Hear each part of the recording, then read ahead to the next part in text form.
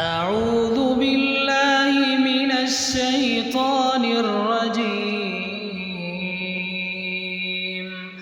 بسم الله الرحمن الرحيم. والعصر إن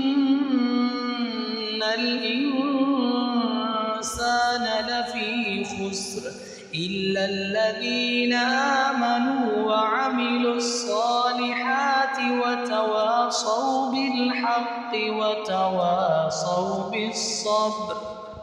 بسم الله الرحمن الرحيم. ألهاكم التكاثر حتى زرتم المقابر كلا سوف تعلمون ثم كلا سوف تعلمون